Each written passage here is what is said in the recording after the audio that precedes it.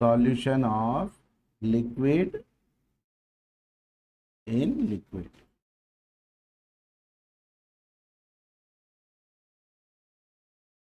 ठीक है ना, solution of liquid in liquid. ठीक है, तो फॉर लिक्विड, लिक्विड के लिए क्या होता है, वेपर प्रेशर जो होता है वो उसकी क्या होती है, एक इंपॉर्टेंट प्रॉपर्टीज होती है ना, वेपर प्रेशर।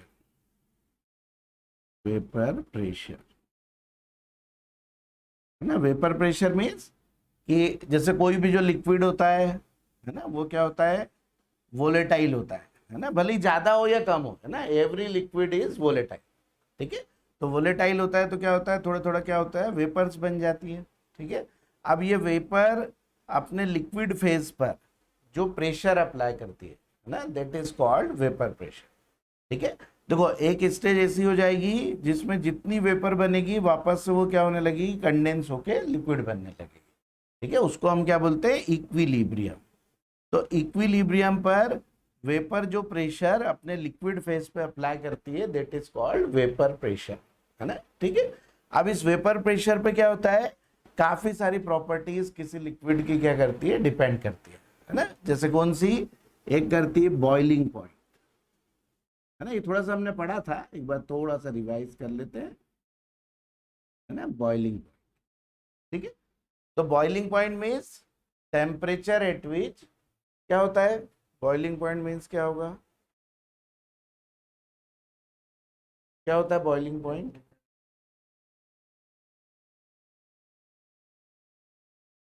हाँ वो तो है, अपने मतलब मन से कि खुद के उससे कि क्या हो सकता है ना, कि what is,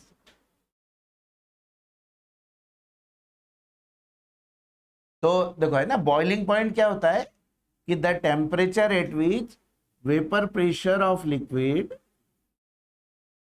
vapour pressure of liquid equal to atmospheric pressure ना, एटमॉस्फेरिक प्रेशर, है ना, तो उस टेम्परेचर को हम क्या बोलते हैं, उसका बॉइलिंग पॉइंट बोलते हैं। ठीक है ना, देखो इवोपरेशन जो होता है वो हर टेम्परेचर पर होता है।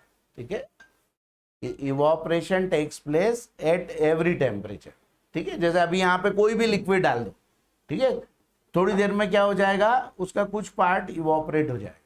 ठीक है, but that is not boiling point. ठीक है, बॉइलिंग पॉइंट सिर्फ क्या होगा, वो टेम्परेचर जब वेपर प्रेशर और एटमॉस्फेरिक प्रेशर दोनों क्या हो जाते हैं, आपस में बराबर हो जाते हैं। ठीक है, उस टेम्परेचर को हम क्या बोलते हैं, बॉइलिंग पॉइंट बोलते हैं। ठीक है ना, तो किसी भी लिक्विड का बॉइलिंग पॉइंट किस पे डिपेंड करेगा, दो फैक्टर्स पे डिपेंड करेगा ना, एक तो किस पे हुआ, एटमॉस्फेरिक प्रेशर, या इसको एक्सटर्नल प्रेशर भी बोल सकते हैं ना, एक्सटर्नल प्रेशर, और दूसरा किस पे डिपेंड करेगा, उसके खुद के वेपर प्रेशर पे ना।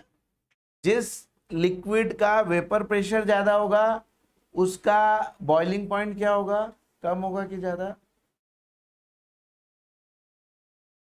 जैसे जिस लिक्विड का, जैसे मान लो दो लिक्विड है, एक है वाटर, है ना, और एक है हमारा केरोसिन, है ना, अब इन दोनों में हमको पता करना है कि इसका बॉइलिंग पॉइंट ज्यादा होगा कि इसका बॉइलिंग पॉइंट ज्यादा होगा। ठीक है, तो अब बताओ इन दोनों में से ज्यादा वोलेटाइल कौन है, केरोसिन। तो वो ज्यादा वोलेटाइल का मीन्स कि उसकी क्या होगी, ज्यादा वेपर्स बनेंगे। ठीक है, सेम टेम्परेचर पर केरोसिन की वेपर ज्यादा बनेंगी एज कंपेयर टू वाटर, है ना, तो इसका मतलब इसका वेपर प्रेशर ज्यादा होगा, इसका वेपर प्रेशर कम होगा। तो जिसका वेपर प्रेशर ज्यादा होगा वो ज्यादा जल्दी एटमॉस्फेरिक प्रेशर के बराबर होगा, कि जिसका कम होगा उसका ज्यादा होगा, है ना। वो देखो जिसका वेपर प्रेशर पहले ही ज्यादा है वो जल्दी क्या होगा, उसका pressure, vapour pressure atmospheric pressure के बराबर होगा। इसका मतलब उसका बॉइलिंग पॉइंट क्या होना चाहिए, कम होना चाहिए। ठीक है ना, जैसे यदि हमने ऐसे ग्राफ प्लॉट करा ना, वेपर प्रेशर और टेम्परेचर के बीच में यदि हम ग्राफ प्लॉट करें, ठीक है, इसमें वेपर प्रेशर और टेम्परेचर, ठीक है, और इतना जब वेपर प्रेशर होता है, ये मान लिया हमने क्या है 1 atm है ना, एटमॉस्फेरिक प्रेशर, ठीक है। तो जिस टेम्परेचर पर किसी भी लिक्विड का वेपर प्रेशर इतना हो जाए, है ना, वो टेम्परेचर उसका क्या होता है, बॉइलिंग पॉइंट होता है, ठीक है। अब हमने मान लिया कि केरोसिन है, अब मान लो वाटर है, वाटर का वेपर प्रेशर इस टेम्परेचर पे कितना है, इतना है, ठीक है, ये वाटर का वाटर, ठीक है। अब केरोसिन ज्यादा वोलेटाइल है, मतलब उसकी वेपर ज्यादा बनेगी, मतलब उसका कुछ होगा इससे, भले कितना भी ज्यादा हो बट इससे तो ज्यादा हो गई, ठीक है। अब जैसे जैसे टेम्परेचर बढ़ाएंगे दोनों के वेपर प्रेशर बढ़ेंगे, तो केरोसिन का पहले क्या होगा, यहाँ टच होगा, ठीक है, और वाटर का थोड़ा सा आगे जाके टच होगा ना, तो ये किसका हो गया, बॉइलिंग पॉइंट ऑफ वाटर हो गया, और this is boiling point of kerosene, ठीक है। तो देखो है ना, मतलब the liquid which is more volatile has less boiling point, है ना, उसका बॉइलिंग पॉइंट क्या होगा, कम होगा, and the liquid which is less volatile has more boiling point, ठीक है। इसका मतलब बॉइलिंग पॉइंट क्या हो गया, वेपर प्रेशर से इनवर्सली प्रोपोर्शनल हुआ, है ना, ठीक है। और देखो अब ये इसके साथ साथ इस पे भी डिपेंड है ना, यदि मान लो किसी कारण से ये एटमॉस्फेरिक प्रेशर कम हो जाए या एक्सटर्नल प्रेशर कम हो जाए, तो बॉइलिंग पॉइंट क्या हो जाएगा, यदि ये एटमॉस्फेरिक प्रेशर मान लो इतना हो जाए, तो बॉइलिंग पॉइंट पहले से क्या हो जाएगा, कम हो जाएगा, है ना, इतने ही रह जाएंगे, ये है ना, यहीं पर हो जाएगा ये, ठीक है, ये क्या हो जाएगा, ये इतना ही हो गया, पहले यहां था अब इतना आ गया, इसका पहले इतना था अब इतना ही हो गया, ठीक है। तो यदि एटमॉस्फेरिक प्रेशर कम हो या एक्सटर्नल प्रेशर कम हो जाए, तो बॉइलिंग पॉइंट क्या हो जाता है, डिक्रीज हो जाता है, ठीक है। और यदि वेपर प्रेशर कम हो तो बॉइलिंग पॉइंट क्या होगा, बढ़ेगा, ठीक है। इसीलिए क्या होता है, जब हम हाई एल्टीट्यूड पे जाते हैं, है ना, हाई एल्टीट्यूड पे एटमॉस्फेरिक प्रेशर क्या होता है, माउंटेन्स पे क्या होता है, कम होता है ना, इसलिए माउंटेन्स पे बॉइलिंग पॉइंट भी क्या होता है, कम होता है, ठीक है। हाँ थोड़ा सा ये कुछ ये लिखा था कि नहीं हमने, है ना, ये थोड़ा सा एक आध पॉइंट और नोट कर लो कि इफ, है ना, एक्सटर्नल प्रेशर, हाँ लिख लो, हाँ ऐसे एक हेडिंग डाल लो सॉल्यूशन करके, और फिर उसके बाद ये थोड़ा सा लिखना है, स्टार्ट कर दो ना, 3-4 पेज छोड़ दो शुरू, या आखिरी में लिख लो, ठीक है। हाँ कि if external or atmospheric pressure decreases, if external or atmospheric pressure decreases, then boiling point decreases, है ना, तब क्या होगा, बॉइलिंग पॉइंट कम हो जाए, ठीक है। That's why at high altitude if atmospheric pressure decreases, then boiling point of liquid decreases, है ना।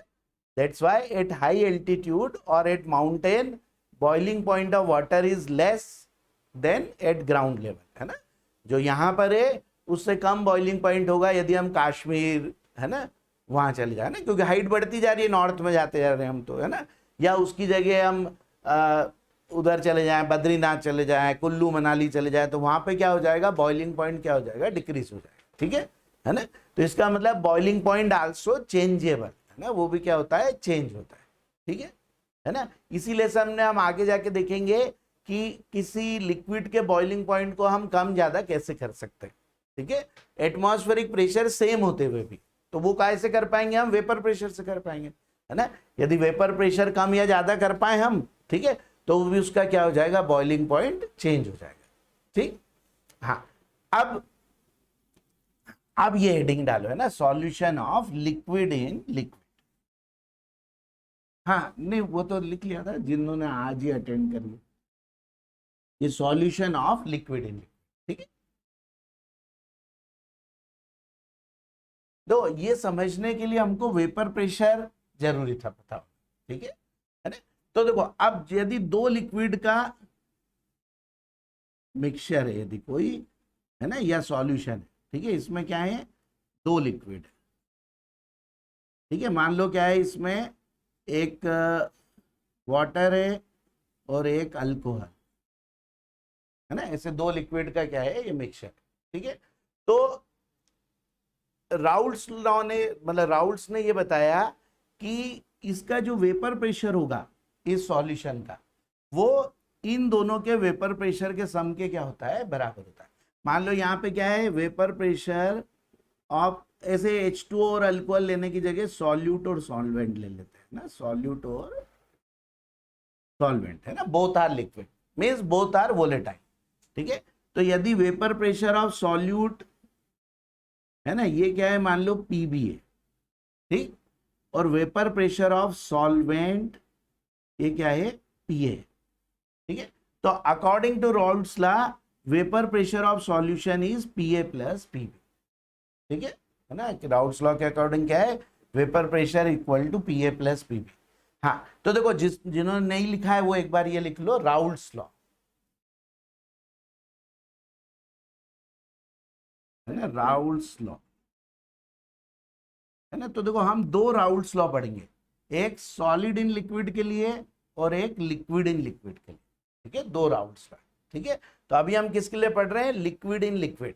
लिक्विड इन लिक्विड का मतलब volatile solute in volatile solvent, है ना, इनके लिए पढ़ रहे हैं, है ना, कि where both are volatile. Volatile का मीन्स दोनों की क्या बनती है, वेपर बनती है। ठीक है, सॉल्यूट की भी और सॉल्वेंट की भी। हाँ, तो अब ऐसा लिखो, Raoult's law vapour pressure of solution of volatile solute in volatile solvent, in volatile solvent. देखो दोनों को वोलेटाइल लिखने का मतलब है लिक्विड, और ये भी क्या है, लिक्विड, है ना। तो vapour pressure of solution of volatile solute in volatile solvent is sum of vapour pressure of solute and solvent in solution,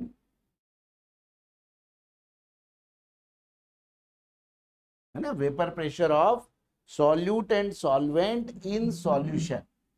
ठीक है, मतलब जब हमने इन दोनों को मिक्स करा है, उस मिक्स करने के बाद जो इनके वेपर प्रेशर है उनके सम के बराबर क्या होगा, इस टोटल सॉल्यूशन का वेपर प्रेशर।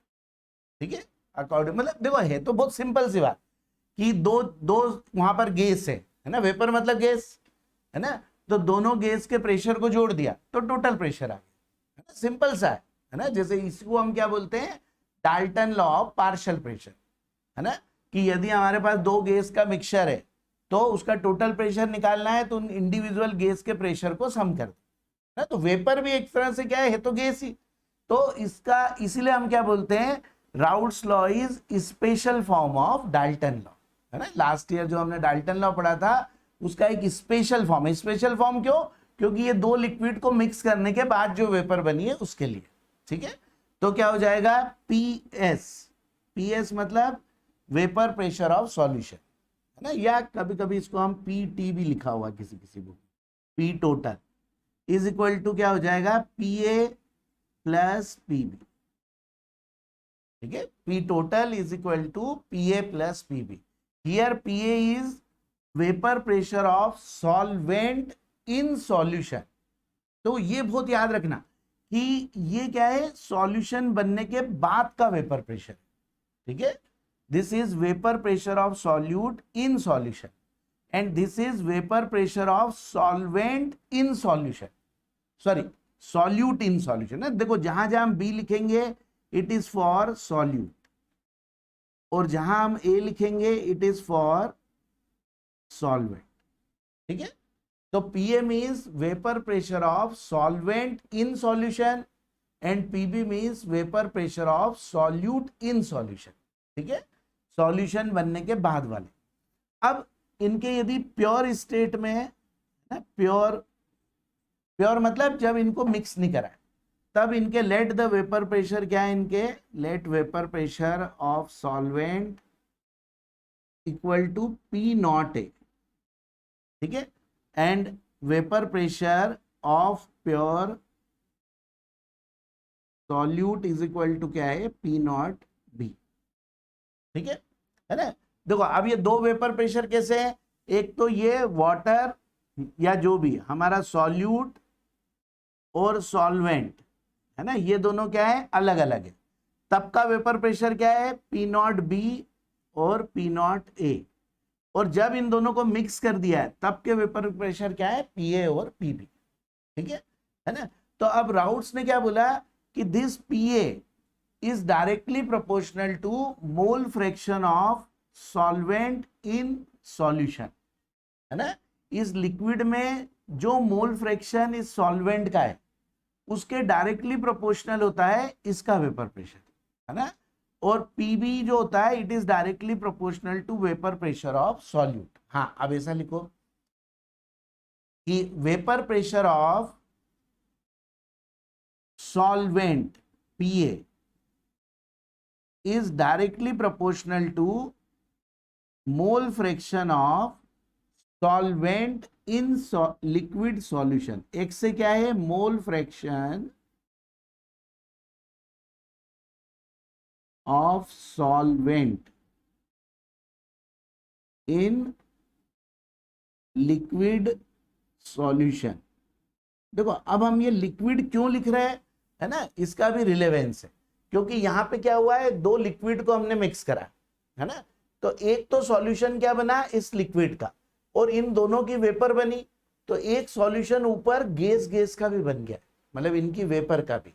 कभी भी जब दो गैस आपस में मिक्स होती है तो हमेशा क्या बनता है, उनका सॉल्यूशन बनता है ना। जो एयर है, एयर को हम मिक्सचर इसलिए बोल देते हैं हिट्रोजिनस, क्योंकि एयर में डस्ट पार्टिकल्स और ये भी सब होते हैं। यदि एयर को सिर्फ हम क्या माने, नाइट्रोजन ऑक्सीजन माने, है ना, तो वो हमेशा क्या रहेगा, ट्रू सॉल्यूशन रहेगा, ठीक है। It always form homogeneous mixture. तो यहां पे हमारे दो सॉल्यूशन बन गए, एक इस गैस में भी और एक ये लिक्विड में भी। तो ये एक्स से क्या है, मोल फ्रैक्शन इन लिक्विड है, ठीक है, और एक्स भी क्या अभी हम लिखेंगे, वो भी क्या होगा, मोल फ्रैक्शन इन लिक्विड है ना। ये ऊपर वाले नहीं, जो यहां चले गए वो नहीं, जो इसके अंदर बचे हुए हैं अभी उनका मोल फ्रैक्शन, ठीक है। हाँ, तो PA is directly proportional to X A, या और PA is equal to P not A X, है ना। जब उसने PA और एक्स ए के बीच में ग्राफ बनाया तो उसका स्लोप हमेशा क्या आता है, पी नॉट ए के बराबर होता है, ठीक है। इसलिए उसको रिप्लेस कर दिया, इक्वल टू के साइन से कांस्टेंट क्या रखा है यहाँ पे, P not A. P not a क्या है, vapour pressure of pure solvent, है ना, इसका वेपर प्रेशर, ठीक है। सिमिलरली, है ना, सिमिलरली क्या हो जाएगा, PB proportional to X B और PB equal to P not B X, ठीक है।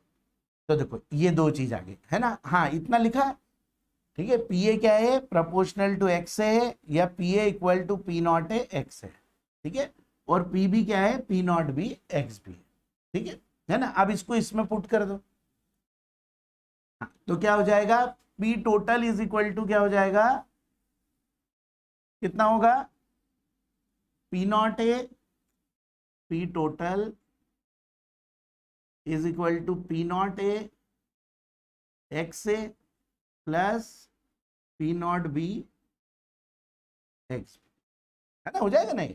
पी ए और पी बी की जगह हमने क्या रख दिए, ये दोनों रख दिए, ठीक है। हाँ, we know that X A plus X B is equal to क्या होता है, 1, है ना। Sum of mole fraction of all the component is always equal to क्या होता है, 1 होता है, ठीक है।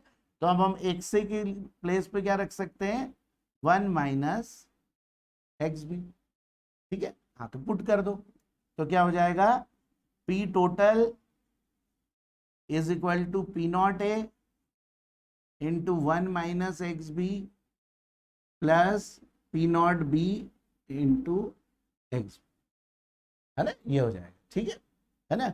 हाँ, अब इसका अंदर मल्टीप्लाई करो, करो, ये करा हुआ था यहां तक, ये भी पुट करा। हाँ, अब इसको ऐसे पुट करो और आगे करो, आगे इसके, हाँ इसके आगे करते जाओ, क्या हो जाएगा। अब इसका यदि हमने अंदर मल्टीप्लाई कर दिया तो क्या हो जाएगा, P not A minus P not A X B plus P not B X, है ना, ऐसा हो जाएगा, ठीक है।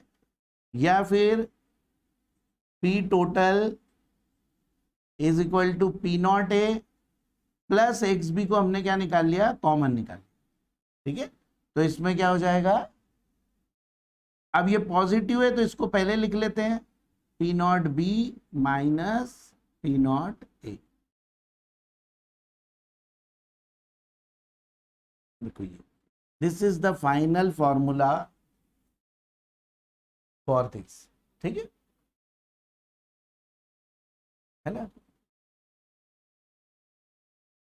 ठीक, देखो कभी स्कूल में हमें या बोर्ड्स में ऐसा क्वेश्चन भी आ सकता है, what is Raoult's law for liquid in liquid या volatile solute in volatile solvent, है ना, एंड डिराइव इट्स फॉर्मूला, ठीक है। तो हमें वहां से स्टार्ट करना है ना, कहां से, कि vapour pressure of solution of liquid in liquid is sum of the vapour pressure of solute and solvent, है ना। और उसके बाद फिर यहां तक, अब हमने बात की थी कि यहां पर भी एक क्या बन रहा है, सॉल्यूशन बन रहा है, तो इसके कुछ मोल फ्रैक्शन यहां भी होंगे सॉल्यूट और सॉल्वेंट के, है ना। हाँ, तो अब ऐसे हेडिंग डालो, मोल फ्रैक्शन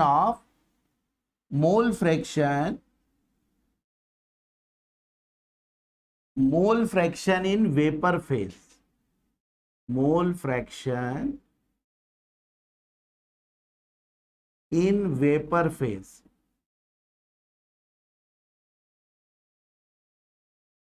ना, mole fraction in vapour phase, ठीक है। ये दोनों क्या है, एक्स और एक्स भी क्या है, mole fraction in liquid solution, है ना। ये जो लिक्विड का सॉल्यूशन है उसमें मोल फ्रैक्शन से, है। लेकिन एक सॉल्यूशन क्या बन गया है, हाँ क्या, एक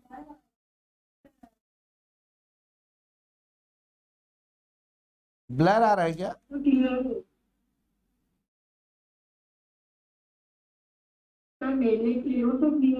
अच्छा, तो एक बार आप चेक करना, है ना हिमांशी। तो देखो, है ना, mole fraction in vapour phase, मान लो let it be Y A and Y B, ये क्या है, वाई ए वाई बी, ठीक है, काय में, वेपर फेज में इनके मोल फ्रैक्शन, ठीक है। तो देखो अब वेपर में कौन सा लॉ लगेगा हमारा, Dalton law of vapour pressure, ठीक है। लास्ट ईयर अब आप लोगों ने देखो पढ़ा होगा या ध्यान होगा तो समझ में आएगा, है ना। डाल्टन ने क्या बताया था कि यदि दो गैसेस का मिक्सचर है, दो या ज्यादा कितनी भी गैस का है, तो एक गैस का प्रेशर उसके मोल फ्रैक्शन के डायरेक्टली प्रोपोर्शनल होता है, ठीक है। ये और उसने उसका नाम क्या दिया था, पार्शियल प्रेशर। ये partial pressure of gas is equal to total pressure into mole fraction, है ना। आप लोग देखना 11th में स्टेट्स ऑफ मैटर में, है ना, हम लोग भी पढ़ेंगे स्टेट्स ऑफ मैटर भी एक बार पढ़ेंगे जरूर से, ठीक है। 11th के भी धीरे धीरे चैप्टर सब रिवाइज करेंगे। तो Dalton law of partial pressure के अकॉर्डिंग क्या है कि जो पार्शियल प्रेशर होता है, पार्शियल प्रेशर, है ना, it is directly proportional to mole fraction, ना, वो क्या होता है, मोल फ्रैक्शन के डायरेक्टली प्रोपोर्शनल होता है, ठीक है। या फिर partial pressure is equal to total pressure into mole fraction, ठीक है। तो देखो अब उस लॉ को हम यहां यूज कर रहे हैं, कैसे, अब यहां पे पार्शियल प्रेशर मतलब इनके वेपर प्रेशर, ठीक है, क्योंकि अब वो प्रेशर भले वेपर के हो या गैस के हो, गैस के लिए उसका नाम रख देते हैं पार्शियल प्रेशर, लेकिन यदि वही हम वेपर की बात कर रहे हैं तो उसका नाम क्या है, वेपर प्रेशर। तो यहां पे अब हमारा लॉ क्या हो जाएगा, vapour pressure is directly proportional to mole fraction. अब वो मोल फ्रैक्शन कितने हैं, इतने हैं, ये सॉल्वेंट के और ये किसके, सॉल्यूट के। तो यहां पे हमारा वेपर प्रेशर किसका, जो सॉल्वेंट का रहेगा, ये प्रोपोर्शनल किसके हो जाएगा, इसके। ये कहां से आया है, Dalton law of, Dalton law of partial pressure, है ना, ये किससे आया है, Dalton law of partial pressure.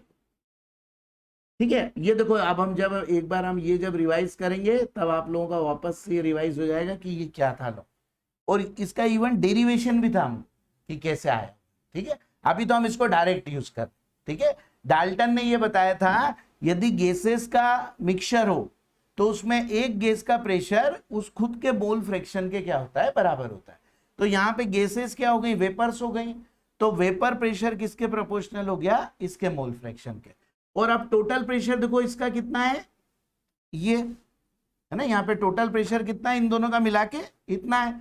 तो यहाँ पे इक्वल टू क्या हो गया हमारा, पी टोटल इंटू वाई, या फिर वाई इज इक्वल टू क्या हो गया, P A upon P total. हाँ, तो ये लिख लो। ठीक है, ये mole fraction in vapour phase. तो ऐसे देखो एक लाइन ये भी लिख लो, अकॉर्डिंग टू डाल्टन लॉ,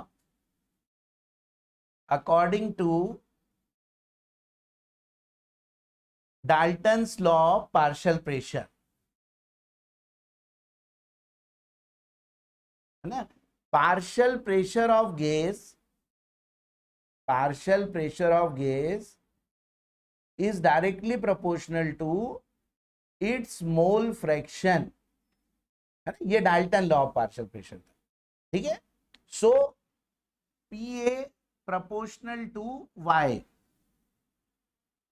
है ना, क्योंकि यहां पे पार्शियल प्रेशर क्या है उसका, वेपर प्रेशर, तो पी ए हो गया, और उसका मोल फ्रैक्शन क्या है गैस में, वाई, तो P A proportional to Y, तो पी ए इक्वल टू क्या हो गया, पी टोटल इंटू वाई। ठीक है, या वाई इक्वल टू क्या हो गया, P A upon P total. ठीक है, देखो पी टोटल वही है जो इन दोनों के वेपर प्रेशर का सम है। ठीक है, और similarly Y B equal to क्या हो जाएगा, P B upon P total. देखो वाई इन जो ये जो वेपर में ये दोनों का जो मिक्सचर बना हुआ है उसमें इन दोनों के मोल फ्रैक्शन है, वाई और वाई। ठीक है, वाई ए है mole fraction of solvent in vapour phase, और वाई बी है mole fraction of solute in vapour phase, है ना, वेपर्स में इन दोनों के मोल फ्रैक्शन है, और एक्स और एक्स भी क्या है, लिक्विड फेज में इन दोनों के मोल फ्रैक्शन है। ठीक है,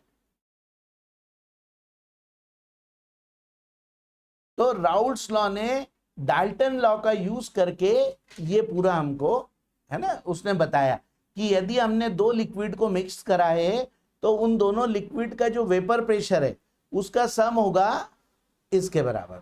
ठीक है, और वेपर में जो सॉल्यूशन बनेगा उसमें इनके मोल फ्रैक्शन निकालने हैं, तो ऐसे हम इनके मोल फ्रैक्शन निकाल सकते हैं। ठीक है, ठीक, चलो अब हम इतने पर बेस्ड एक क्वेश्चन करते हैं, है ना, ये क्वेश्चन बोर्ड में भी आ चुका है और एक बार मेंस में भी आ चुका है, दोनों एग्जाम में आया हुआ क्वेश्चन। ठीक है, एनसीईआरटी का ये देखो, वहां एनसीईआरटी रखी होगी, हाँ, तो ये नहीं तो वो देखना हो ना, तो वो रखी भी हुई है इसके नीचे, प्रदीप के नीचे। ठीक है, तो एनसीईआरटी में इन टेक्स्ट क्वेश्चन है 2.8 है शायद, इन टेक्स्ट 2.8, हाँ 2.8। देखो ये क्वेश्चन है, the vapour pressure of pure liquid A and B, the vapour pressure of pure liquid A and B are 450 and 700 mm of Hg, ना, कि प्योर लिक्विड ए और बी है। तो देखो प्योर लिक्विड के वेपर प्रेशर हमने क्या साइन लिखा है, प्योर के लिए कौन सा साइन यूज करा हुआ है, पी नॉट ए और पी नॉट बी। तो हमारा पी नॉट ए क्या हो गया, 450 हो गया, है ना, और पी नॉट बी क्या हो गया हमारा 700, है ना, mm ऑफ Hg, दोनों की यूनिट सेम है, mm of Hg, mm of Hg। ठीक है, ये तो क्या हो गए प्योर इसके वेपर प्रेशर हो गए। देखो अब इसके आगे क्वेश्चन है एट 350 केल्विन, टेम्परेचर दिया है 350 केल्विन, वैसे हमें टेम्परेचर की जरूरत फॉर्मूले में कहीं है ही नहीं। ठीक है, find out the composition of liquid mixture if total vapour pressure is 600 mm of Hg, total vapour pressure कितना दे रखा है 600 mm, पी टोटल दे रखा है 600 mm ऑफ Hg, ठीक है। और कंपोजिशन का मतलब क्या होता है, इनके मोल फ्रैक्शंस फाइंड आउट करना, ठीक है। मतलब हमें क्या निकालना है, XA और XB, है ना, ये निकालना है। मतलब ये एक पार्ट है, इसके आगे एक छोटा सा पार्ट और है, वो तो हम उसके बाद करेंगे, ठीक है। देखना क्वेश्चन, है ना। तो ये क्या हो गया, ऐसे हम इसको देखो, क्वेश्चन नंबर 2.8 ये बोर्ड में आ चुका है, सेम क्वेश्चन, है ना। और इसी टाइप का एक क्वेश्चन इसमें भी आया हुआ है मेंस में, ठीक है। और इसके कैलकुलेशन भी इजी है, इसलिए मेंस में आने के भी चांस, मेंस या नीट में आने के चांस भी काफी होते हैं इसके, ठीक है। तो देखो आप कैसे निकालेंगे ये एक्स से एक्स बी, ये सीधे इसी फॉर्मूले में पुट कर देंगे, है ना। तो हमारा क्या हो जाएगा, 600 is equal to P not A कितना है 700, नहीं सॉरी 450, है ना, प्लस एक्स बी कितना है कैलकुलेट करना है, और ये 700 माइनस 450, है ना। क्या करो, ये बहुत जल्दी हो जाना चाहिए क्योंकि इजी है। हाँ कितना आया 3/5, ठीक है, सभी का आया 3/5, हाँ 3/5। ये कितना आया हमारा एक्स बी, एक्स से कितना आएगा, एक्स से कितना आएगा, एक्स और एक्स बी का क्या रिलेशन होता है 2:1, है ना। तो क्या आ जाएगा 1 माइनस 3/5 कर दो, ठीक है। हाँ तो वो हमारा क्या हो जाएगा 0.6 और 0.4, है ना। ये हमारे क्या आ गए एक्स और एक्स बी। अब देखो इसी के आगे देखो और क्वेश्चन दे रखा है, find mole fraction in vapour phase, है। तो वेपर फेज में मोल फ्रैक्शन मतलब ये निकालना है ना। हाँ अब ये भी निकालो, क्या आएगा वाई और वाई बी, है ना, mole fraction in vapour phase, ठीक है। मतलब वाई ए निकालना है, वाई इक्वल टू क्या हो जाएगा पी ए, पी ए कितना दे रखा है 450, और पी टोटल कितना दे रखा है 600, नहीं नहीं नहीं सॉरी 450 नहीं दिया है पी ए, वो तो क्या था पी नॉट ए था, है ना। पी ए क्या होता है, P A equal to P not A X, है ना, ये होता है, ठीक है, अपॉन पी टोटल। देखो इस फॉर्मूले को हम इस फॉर्म में भी लिख सकते हैं, पी ए के प्लेस पे क्या लिख सकते हैं पी नॉट ए एक्स, ठीक है। पी नॉट ए कितना दे रखा है 450, एक्स से हमारा कितना आया था 3/5 इंटू पी टोटल, है ना, कितना आएगा ये 0.3, तो इसका y भी क्या हो गया 0.7, ठीक है। तो देखो इसीलिए ये क्वेश्चन हमें कॉम्पिटेटिव एग्जाम में भी पूछ सकते हैं ना, क्योंकि क्या बहुत आसान सा कैलकुलेशन, ठीक है। कॉम्पिटेटिव में हमेशा आसान कैलकुलेशन पूछेंगे। तो देखो इन सब पर बेस्ड इस टाइप का कोई क्वेश्चन हमको पूछा जा सकता, अच्छा क्वेश्चन है ना, कि जो कि हमको पूछा भी जा सकता और पहले पूछा भी गया है, ठीक है। आया सबको समझ में आया। देखो हमें क्या क्या गिवन था, प्योर लिक्विड मतलब सॉल्वेंट ए और बी के क्या थे वेपर प्रेशर गिवन थे। हमेशा देखो यदि ये फॉर्मूला लगाना जो हमने यूज करा तो इसमें बाय डिफॉल्ट जो ज्यादा हो उसको क्या मान लेना पी नॉट बी मान लेना, है ना, क्योंकि हमने फॉर्मूले में P not B minus P not a रखा है ना। तो अपने आप ही क्या कर लेना जो जिसका ज्यादा हो उसको बी मान लेना, ठीक है। तो दूसरा वाला अपने आप ए हो जाएगा, ठीक है। बस ये ध्यान रखना कि जिसको बी माना है तो फिर उसको पूरे समय सॉल्यूट ही मानना, है ना, ऐसा नहीं करना है कि उसको बाद में सॉल्वेंट कर दे, ठीक है। तो देखो हमें पी नॉट बी दे रखा था 450, पी नॉट ए दे रखा था 700, है ना, और पी टोटल कितना दे रखा है 600 दे रखा है, ठीक है ना, जाना। तो पी टोटल कितना दे रखा है 600 दे रखा है, ठीक है। तो अब हमें फाइंड क्या करना है कंपोजिशन इन लिक्विड मिक्सचर। तो कंपोजिशन लिक्विड में क्या होता है एक्स ए और एक्स भी होता है, ठीक है। तो हमने ये वाला फॉर्मूला अप्लाई कर दिया, P total is equal to P not A plus, है ना, X B into P not B minus P not A, ठीक है। तो अब ये इसमें पुट कर दिया तो हमारा एक्स से क्या आ गया 3/5 आ गया, ठीक है। और अब हमको पता है एक्स से plus X B is equal to क्या होता है 1, है ना। तो इससे अब हमारा क्या निकल गया एक्स बी निकल गया, ठीक। है ना। अब इसके बाद हमें वेपर फेज में निकालना है मोल फ्रैक्शन, तो हमारे पास डायरेक्ट फॉर्मूला है पीए अपॉन पी टोटल, है ना। लेकिन हमें पीए गिवन नहीं है, गिवन क्या है पी नॉट ए है, और एक्स से हमें यहां से फाइंड आउट हो चुका है, तो अब हमने फॉर्मूले में क्या कर दिया, पीए के प्लेस पे P not A into x से रख दिया, तो हमारा हो गया पी नॉट ए एक्स से अपॉन पी टोटल, और अब इसको पुट कर दिया तो वाई आ गया। अब वाई और वाई बी में भी वही रिलेशन है जो एक्स ए और एक्स बी में था, मतलब क्या हो गया Y A plus Y B equal to 1, तो उससे हमारा क्या कैलकुलेट हो गया, वाई बी कैलकुलेट हो गया। ठीक है, तो ऐसे हम क्या कर सकते हैं, यदि हमको प्योर लिक्विड के दे रखे हैं तो उससे हम ये कैलकुलेट कर सकते हैं। ठीक है, या जो भी दे रखा हो बाकी का हमको क्या आएगा, कैलकुलेट करने को आएगा। ठीक है ना। तो this is a problem based on Raoult's law of, है ना, for solution of liquid in liquid, है ना, जब दोनों ही क्या है, वोलेटाइल है। ठीक है, इसी पर बेस्ड एक कंसेप्ट है आइडियल सॉल्यूशन।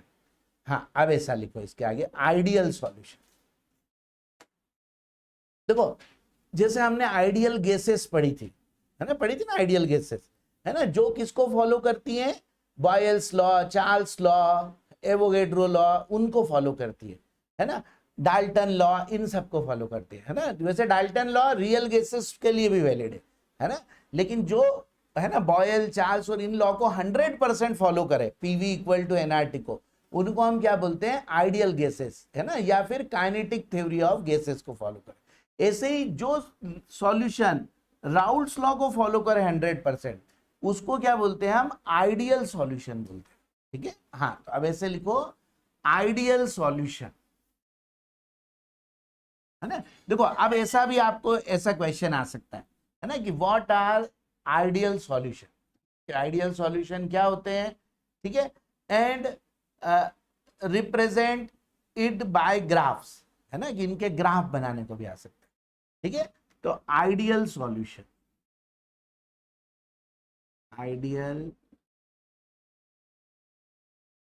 सॉल्यूशन, है ना। तो देखो आइडियल सॉल्यूशन का मतलब है दो solutions which follows Raoult's law at all range of temperature, है ना, कोई भी टेम्परेचर हो, है ना, वो हमेशा राउल्ट्स लॉ को क्या करना चाहिए, फॉलो करना चाहिए। दो solutions which follow Raoult's law at all range of temperature, है ना। अब राउल्ट्स लॉ क्या था, राउल्ट्स लॉ था हमारा कि पी टोटल क्या होना चाहिए, पी ए प्लस पीबी के बराबर होना चाहिए। पी ए किसके बराबर होना चाहिए, पी नॉट ए एक्स ए के, है ना, और पी बी किसके बराबर होना चाहिए, P not B X B के बराबर। ठीक है, अब कौन से सॉल्यूशन ये फॉलो करेंगे, है ना, तो ये फॉलो करने के लिए ऐसा सॉल्यूशन होना चाहिए कि जितना force of attraction solute solute के मॉलिक्यूल के बीच में, जितना सॉल्वेंट सॉल्वेंट के बीच में, उतना ही इन दोनों में आपस में भी होना चाहिए, है ना। सिर्फ वही सॉल्यूशन राउल्ट्स लॉ को 100% फॉलो कर सकते हैं, जिनमें जैसे हमारा एक क्या, एक सॉल्यूशन क्या है ए, और एक सॉल्यूशन क्या है बी, है ना, तो सॉरी, है ना, हमारा सॉल्वेंट क्या है ए, और सॉल्यूट क्या है बी, तो जितना अट्रैक्शन ए के बीच में, जितना बी के बीच में, उतना इन दोनों में आपस में भी होना चाहिए, है ना, ना तो उससे ज्यादा होना चाहिए ना उससे कम होना चाहिए। यदि ऐसा सॉल्यूशन बना तो वो क्या होगा, आइडियल होगा। ठीक है, लेकिन देखो अब एक यदि हम प्रैक्टिकली देखें तो जो अलग अलग चीजें जो हैं, है ना, उनके इंडिविजुअल फोर्स ऑफ अट्रैक्शन, आपस के फोर्स ऑफ अट्रैक्शन से या तो कुछ कम होंगे या कुछ ज्यादा होंगे। एग्जैक्टली इक्वल तो जब भी हो सकते हैं जब वो दोनों चीजें सेम हो, है ना, कुछ ना कुछ तो डिफरेंस आएगा ही, यदि नहीं डिफरेंस आता तो ये दो अलग अलग चीजें होती ही नहीं। ठीक है ना, तो इसका मतलब 100% आइडियल सॉल्यूशन हमारा कभी भी नहीं बन सकता। हाँ, तो सबसे पहले लिखो कंडीशन फॉर आइडियल सॉल्यूशन, कि कोई भी आइडियल सॉल्यूशन है तो उसके लिए हमारी कंडीशन क्या होनी चाहिए।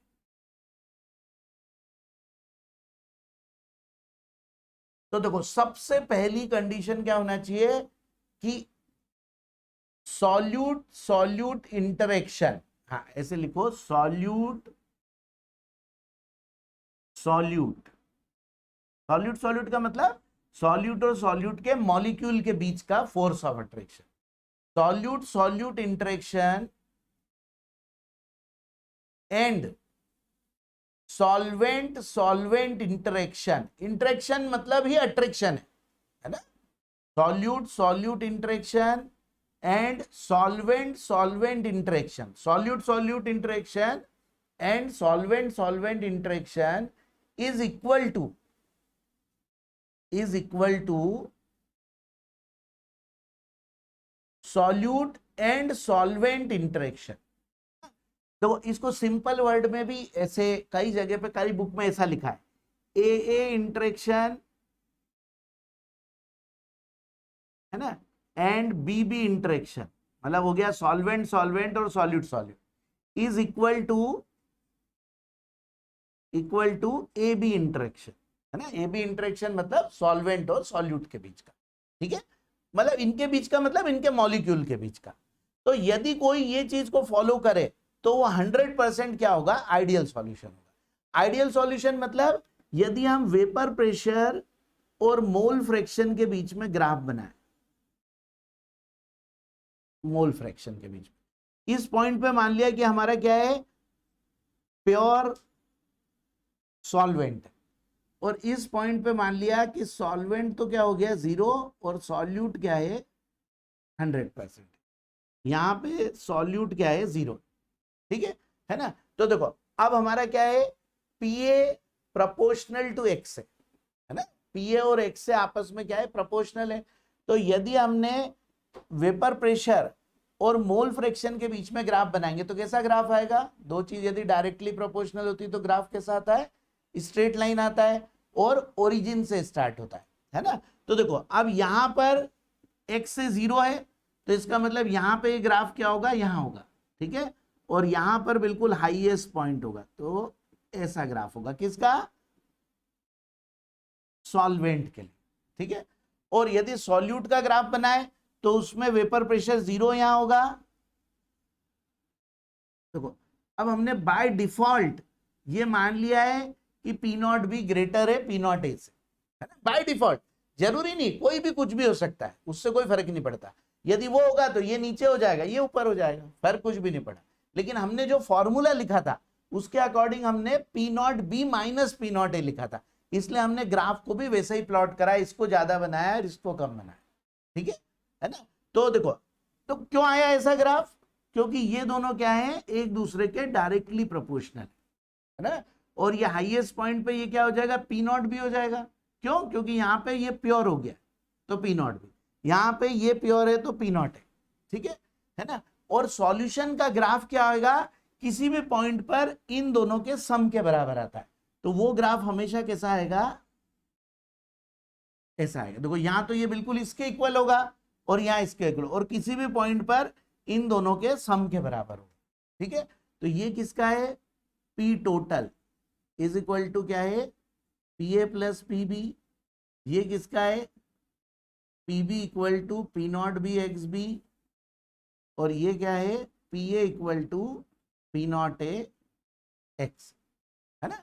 तो ऐसे ग्राफ देखो, आप लोग जितना स्ट्रेट हो सके वैसे स्ट्रेट बनाना है ना, थोड़ा सा मेरा हाथ हिल गया तो एकदम स्ट्रेट नहीं बना हुआ है ना, बिल्कुल स्ट्रेट लाइन होनी चाहिए, ठीक है, ये स्ट्रेट लाइन। तो यदि कोई सॉल्यूशन के बीच में है ना ऐसा ग्राफ होगा तो ये क्या होगा, आइडियल सॉल्यूशन, ठीक है। तो आपको बोर्ड में ऐसा ग्राफिकली रिप्रेजेंटेशन भी आ सकता है आइडियल सॉल्यूशन, है ना। तो ऐसा, हाँ, तो ये ग्राफ, हाँ एक बार ये ग्राफ बना लो, है ना, कि देखो अब ये ग्राफ यदि हम इसके ड्रॉ करें तो हमने क्या लिया, ये इधर एक्स एक्सिस पे मोल फ्रैक्शन लिया, वाई एक्सिस पे वेपर प्रेशर लिया, इधर वेपर प्रेशर ऑफ सॉल्वेंट लिया और इधर वेपर प्रेशर ऑफ सॉल्यूट, है ना, ऐसा ले लिया, ठीक है ना, मतलब ये दोनों लाइन वेपर प्रेशर के और ये किसका है, मोल फ्रैक्शन का। अब हमें पता है कि पीए जो है it is directly proportional to X है ना। तो मोल फ्रैक्शन और वेपर प्रेशर में कैसा ग्राफ आएगा, स्ट्रेट लाइन आएगा। लेकिन अब यहां पर x से क्या है 0 है और यहाँ पे x से क्या है पूरा 1 है, तो यहाँ पे ये टॉप पे रहेगा और यहाँ पे ये क्या हो जाएगा 0 हो जाएगा, ठीक है ना। ये वाली लाइन आ गई समझ में, ठीक है ना। अब यदि हम सॉल्यूट के लिए वो करें तो सॉल्यूट यहाँ पे पूरा 100% है ना, और यहाँ पे क्या है 0 है, तो ये ग्राफ कैसा आ जाएगा, ऐसा आ जाएगा।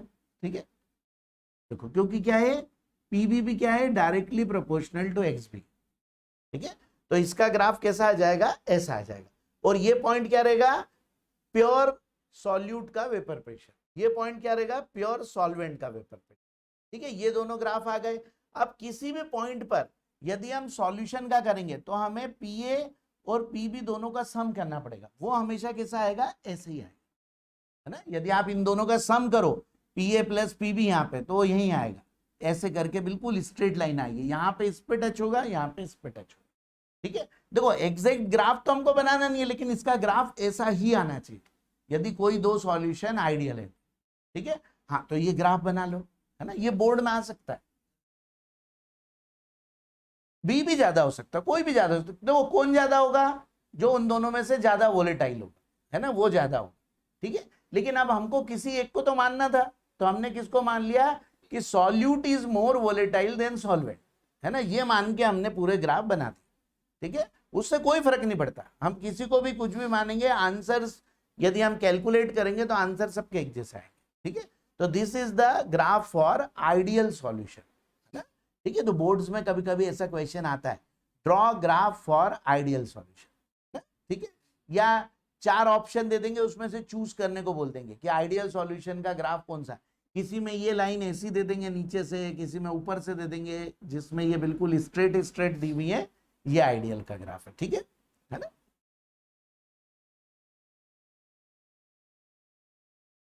और उसके लिए कंडीशन क्या हो गई कि ए बी इंटरेक्शन और B B interaction, A B interaction B B और ए इंटरेक्शन के बराबर होना चाहिए। मतलब देखो इसका मतलब क्या हो गया, जितने इंटरमॉलिक्यूलर फोर्सेस सॉल्वेंट में है, उतने ही सॉल्यूट में होना चाहिए और उतने ही आपस में होना चाहिए, तभी ऐसा हो। ठीक है, मतलब जैसे 3 लोग हैं, है ना, ठीक है, तो उनमें आपस में जितनी दोस्ती है ना, उतनी ही मतलब तीनों में आपस में एक जैसी होनी चाहिए। ठीक है, ऐसा हो गया, ये 3 चीज मान लो अलग अलग, तो जितना इन दोनों में फोर्स ऑफ अट्रैक्शन है उतना इनमें होना चाहिए और उतना इनमें भी होना चाहिए। ऐसा ही सॉल्यूशन क्या रहेगा, आइडियल सॉल्यूशन रहेगा। ठीक है ना। और हाँ, और कंडीशन 2 में ये लिख दो, P total is equal to P A plus P B, P A equal to P not A X A, PB equal to P not B X B. ठीक है, हाँ हाँ, सेकेंड कंडीशन लिख लो इसकी, ये वाली जो राउल्ट्स लॉ की थी पूरी। ठीक है, P total equal to P A plus PB, हाँ, P A equal to P not A X A, P A equal to P not A X A, PB equal to P not B X B, और P total equal to P A plus P. ठीक है, अब देखो इसके अलावा और क्या क्या होना चाहिए, है ना। देखो अब क्या होता है, अब आप लोगों ने लास्ट ईयर थर्मोडायनामिक्स एक चैप्टर पढ़ा है ना, थर्मोडायनामिक्स में ये वर्ड पढ़ा होगा, change in enthalpy, delta H, पढ़ा है किसी ने, डेल्टा एच। इसका मतलब होता है, डेल्टा एच का मतलब होता है कि कोई दो चीज यदि रिएक्ट करें या कुछ भी करें, सॉल्यूशन ही बनाए, कुछ भी करें, तो जब उनको मिक्स करें तो उनमें कितनी एनर्जी इवॉल्व होगी या कितनी एनर्जी एब्जॉर्ब होगी, है ना, और वो किसके फॉर्म में, हीट के फॉर्म में। इसको क्या बोलते हैं, change in enthalpy, change in enthalpy. ठीक है, तो देखो अब जब दो चीज को हम जोड़ें, चाहे वो रिएक्शन कराएं या कुछ भी करें, यदि उन दोनों के बीच में फोर्स ऑफ अट्रैक्शन बढ़ेगा तो हीट इवॉल्व होती है, मतलब उनकी एनर्जी डिक्रीज होती है, अंदर से कुछ हीट के फॉर्म में बाहर निकल आती है। ठीक है, तो मतलब डेल्टा एच क्या होता है, नेगेटिव होता है। ठीक है, उसको बोलते हैं हम एक्सोथर्मिक प्रोसेस, है ना। एक्सोथर्मिक प्रोसेस मतलब जिस प्रोसेस में एनर्जी बाहर निकले, ठीक है, उसको एक्सोथर्मिक बोलते हैं। और केमिस्ट्री की लैंग्वेज में जिसकी एनर्जी जितनी कम होती है वो उतना ही ज्यादा स्टेबल होता है। ठीक है ना। तो इसका मतलब दो चीज जब एक दूसरे को काफी ज्यादा अट्रैक्ट करेंगी तो उनमें से एनर्जी रिलीज होगी, और जब एक दूसरे को रिपेल करेंगी तो उनको पास में रखने के लिए बाहर से एनर्जी देना पड़ेगी, है ना। तो उसका डेल्टा एच क्या हो जाएगा, पॉजिटिव, मतलब वो प्रोसेस एंडोथर्मिक होगी, है ना। जैसे ऑयल और वाटर है, ऑयल और वाटर को आपको जोड़ के रखना है। ऑयल और वाटर एक दूसरे को में कभी मिक्स नहीं होते, आपने देखा होगा, वाटर के ऊपर तैरता है ऑयल। यदि आपको उसको मिक्स कराना है तो उसके लिए आपको बाहर से कुछ एनर्जी देना पड़ेगी, तब जाके वो एक दूसरे के साथ रह पाएंगे। अदरवाइज वो दोनों साथ में रहते हुए भी अलग अलग है, ऑयल ऊपर है, वाटर नीचे तैर रहा है, ठीक है, ऐसा होता है। देखना कभी पेट्रोल डालो, ये डालो पानी पर, ऊपर तैरता रहता है। तो उनको साथ में रखने के लिए यदि आपको क्रीम्स बनानी है ना, कोल्ड क्रीम बनानी है, ये सब बनानी है, तो उनके लिए अलग से आपको एनर्जी देके जोड़ना पड़ेगा। वो किसी भी तरीके से, वो एंडोथर्मिक प्रोसेस होती है। लेकिन अब राउट्स ने क्या बोला कि ना, मतलब जितना फोर्स ऑफ अट्रैक्शन पहले था इनका मिक्स होने के पहले, ए और बी का, उतने ही मिक्स होने के बाद भी होना चाहिए। इसका मतलब चेंज इन एंथैल्पी क्या होना चाहिए, 0 होना चाहिए। हाँ, तो ये लिख लो एक और पॉइंट इसमें, है ना, इसकी कंडीशन, ठीक है, बिल्कुल करेक्ट है ना, 0 ही होना चाहिए। क्यों, क्योंकि फोर्स ऑफ अट्रैक्शन में कोई भी चेंज नहीं आया। हाँ, तो ऐसा लिखो, change in enthalpy delta H is equal to 0। देखो ये क्वेश्चन भी आया हुआ है कॉम्पिटिटिव एग्जाम में, for ideal solution change in enthalpies, है ना। और बोर्ड में भी ऑब्जेक्टिव टाइप में इस क्वेश्चन का आने का चांस है काफी, है ना। Change in enthalpy for ideal solutions, तो वो हमेशा क्या होगी, 0 होगी, ठीक है। तो डेल्टा एच इक्वल टू क्या होगा, 0। देखो समझ में भी आया ना क्यों 0 होगा, क्योंकि there is no change in force of attraction, नहीं करेंगे, है ना। एक दो चार ऐसे होते हैं जो हम नियर आइडियल मान सकते हैं, तो इसलिए हम इसके बाद इसका क्या पढ़ेंगे, डिविएशन, है ना। मतलब देखो हमारे सॉल्यूशन 2 टाइप के डिविएट होंगे। कैसे, एक में ये हो सकता है कि पहले के फोर्स ऑफ अट्रैक्शन से ज्यादा हो, एक ऐसे हो सकते हैं कि पहले के फोर्स ऑफ अट्रैक्शन से कम हो सकते हैं। इसलिए हमारे जो रियल लाइफ में सॉल्यूशंस होते हैं वो या तो पॉजिटिवली डिविएट करते हैं इससे, या निगेटिव डिविएशन करते हैं। तो यदि इसको बिल्कुल अच्छे से समझाए तो बहुत आसान है ये सब बताना, है ना। दो ही चीज हो सकती है, क्या, एक तो पहले से फोर्स ऑफ अट्रैक्शन ज्यादा हो सकता है, एक बराबर हो सकता है और एक कम हो सकता है। बराबर वाला तो क्या हो जाएगा, आइडियल, है ना। ज्यादा और कम वाला इससे डिविएशन वाला हो जाएगा, उसको बोलेंगे डिविएशन फ्रॉम राउल्ट्स लॉ। और ये चीज वो हम करेंगे, अपने आप आ जाएगा आप लोगों को, है ना। जिसको इतना समझ में आ गया है डेल्टा एच की वैल्यू कैसे इफेक्ट करती है, वो अपने आप बता सकता है कि ये पॉजिटिव होगी कि निगेटिव होगी, ठीक है ना। तो देखो यहां पे तो क्या हो गई, 0 हो गई। अब एक और, चेंज इन वॉल्यूम, हाँ एक लास्ट कंडीशन लिखो, change in volume delta V mixing. देखो इसको डेल्टा एच मिक्सिंग नाम भी दे दो, मिक्सिंग है ना, मिक्स करने के बाद की डेल्टा एच, तो डेल्टा एच मिक्सिंग क्या होना चाहिए, 0। अब delta V mixing, delta V mixing, mixing का मतलब कि इनका जो पहले वॉल्यूम था, जैसे मान लो ए का वॉल्यूम था 200 ml, बी का वॉल्यूम था 300 ml, तो इन दोनों को जब हमने मिक्स करा तो जो चेंज इन, मतलब जो वॉल्यूम हुआ, वो वॉल्यूम क्या होना चाहिए, 500 ml ही होना चाहिए, वॉल्यूम ऑफ मिक्सचर। हम डे टू डे लाइफ में यही मानते हैं, है ना, कि किसी ने मान लो 1 लीटर मिल्क में, है ना, 50 ml पानी मिला दिया तो वो 1 लीटर प्लस 50 ml हो जाएगा, है ना, 1050 ml हो जाएगा, ठीक है ना। लेकिन एक्चुअल में ऐसा नहीं होता है, वो उससे कम या ज्यादा ही होता है ना। लेकिन वो इतना कम फर्क, इतना कम होता है कि हमारे डे टू डे लाइफ में हम उनको मानते नहीं, ठीक है। हाँ, आइडियल के लिए क्या होना चाहिए, चेंज इन वॉल्यूम क्या होना चाहिए, 0 होना चाहिए।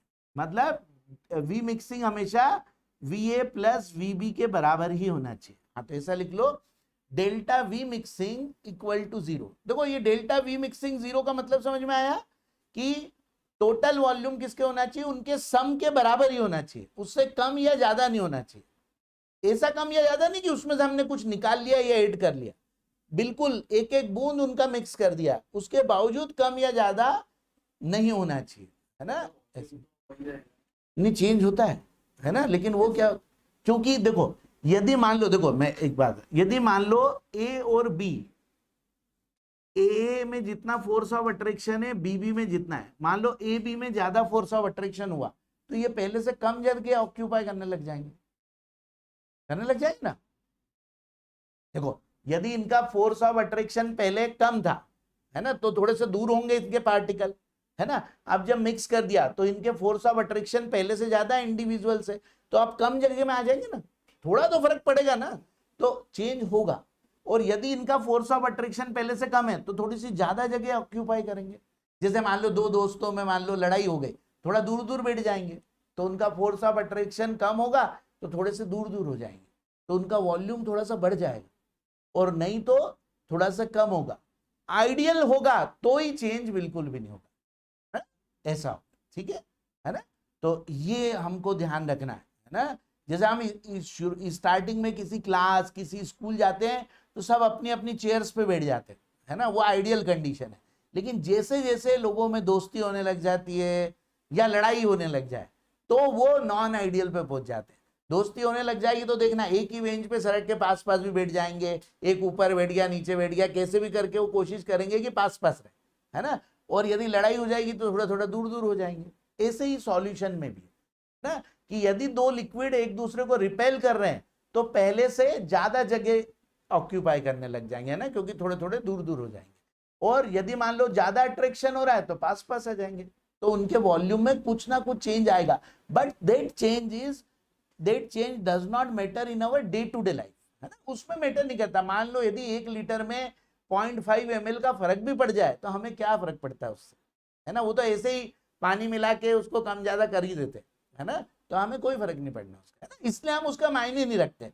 लेकिन यदि हम एक्सपेरिमेंटल चीज में देखें तो निश्चित रूप से कुछ ना कुछ फर्क पड़ता है, दो लिक्विड को मिलाने पर वॉल्यूम टोटल में फर्क पड़ता है। बट हम हमारे पूरे प्रैक्टिकल पर्पस के लिए इक्वल मान के करते हैं, है ना, क्योंकि ये ऐसा है कि ये सिर्फ साइंटिस्ट लोग ही कर सकते हैं इन चीजों, है ना, नहीं तो हमारा पूरा सब कुछ ही गलत हो जाए, है ना। हम तो मानते ही ऐसा है ना, कि 4 लीटर पानी में हमने 4 लीटर कुछ और मिला दिया तो 8 लीटर हो जाएगा, है ना। लेकिन राउल्ट्स के अकॉर्डिंग वो 8 नहीं होगा, या तो 8 से थोड़ा सा ज्यादा होगा या 8 से थोड़ा सा कम होगा, ठीक है। आइडियल होगा तो 8 होगा, ठीक है। तो डेल्टा वी मिक्सिंग भी क्या होना चाहिए, 0 होना चाहिए।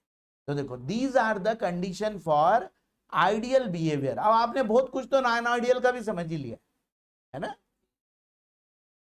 चेंज इन एंथैल्पी का मतलब है, देखो क्या होता है, दो चीज के बीच में यदि फोर्स ऑफ अट्रैक्शन बढ़ता है तो उसमें से हीट रिलीज होती है ना। और यदि फोर्स ऑफ अट्रैक्शन कम होता है ना, मतलब वो थोड़े से रिपेल करें पहले के कंपेयर में, तो हीट क्या होती है, एब्जॉर्ब होती है। मतलब देखो जरूरी नहीं कि हम दे, वो आसपास के सराउंडिंग से खुद ही ले लेंगे एनर्जी और फिर पास पर। जैसे वाटर और अल्कोहल, देखो हमको, जैसे आप प्रैक्टिकल पर्पज में आप देखोगे तो आप देखोगे वाटर और अल्कोहल कितने अच्छे सॉल्यूबल है ना। लेकिन एक्चुअली में जब हम वाटर और अल्कोहल को मिलाते हैं तो उनके फोर्स ऑफ अट्रैक्शन पहले से कम हो जाते हैं, तो वो सराउंडिंग से थोड़ी सी एनर्जी लेते हैं। देखना कभी भी वाटर में अल्कोहल को डालेंगे, है ना, पीना कभी नहीं, लेकिन यदि वाटर में अल्कोहल को डालेंगे तो यदि गिलास को टच करोगे तो थोड़ा सा ठंडा लगेगा वो, है ना, क्योंकि वो सराउंडिंग से एनर्जी को लेंगे यदि उनको साथ में रहना है तो। एक्सपेरिमेंटली भी हम देख सकते हैं। उसी की जगह आप H2SO4 और वाटर को मिलाओ, गर्म लगने लग जाएगा, क्योंकि उनके बीच में फोर्स ऑफ अट्रैक्शन बहुत ज्यादा है, तो वो एनर्जी को रिलीज करते हैं, है ना, तो वो कंटेनर को गर्म कर देते हैं, ठीक है। देखो थोड़ा सा प्रैक्टिकल होके पढ़ाई करें बहुत आसान है ना, इन सबको समझना, है ना। देखना कभी भी, ये तो लेबोरेटरी में देखा ही होगा, एसिड ऐसे भी, एसिड में पहली बात तो एसिड में पानी डायरेक्टली मिलाना नहीं चाहिए, पानी में एसिड मिलाना चाहिए, है ना, नहीं तो वो क्या होगा, इतना ज्यादा हीट इवॉल्व होती है, उनका फोर्स ऑफ अट्रैक्शन इतना ज्यादा होता है, इतनी ज्यादा हीट इवॉल्व होती कि वो गैस के फॉर्म में बाहर आएगा तो उछल के हमारे ऊपर आ सकता है। इसीलिए हमेशा पानी में एसिड को मिलाया जाता है, ये आपको वाइवा में भी पूछ सकते हैं, ठीक है।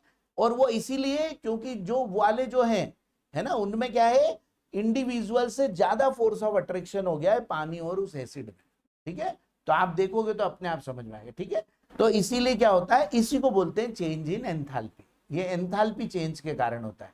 हीट के फॉर्म में ज्यादातर जब रिएक्शंस होती हैं, या रिएक्शन नहीं भी हो, कोई भी प्रोसेस होती है तो उसमें हीट के फॉर्म में एनर्जी का चेंजेस होता है, केमिकल प्रोसेस में, ठीक है।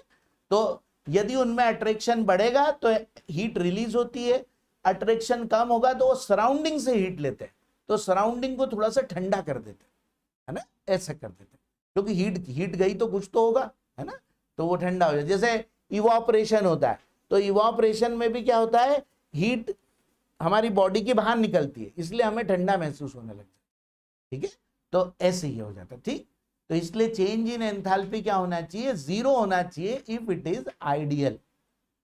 तो देखो आज हमने ये आइडियल को पढ़ा, नेक्स्ट में हम नॉन आइडियल पढ़ेंगे। ठीक है, और फिर ये भी पढ़ेंगे कि जब दो लिक्विड को हम मिक्स करते हैं तो उनका बॉइलिंग पॉइंट, मतलब एक ऐसा उनका कंपोजिशन भी बना सकते हैं कि उनका बॉइलिंग पॉइंट सेम हो जाए, है ना, और या फिर उनका बॉइलिंग पॉइंट पहले से बढ़ता है कि कम होता है मिक्स करने पे, ये भी आप लोग बता पाओगे, है ना।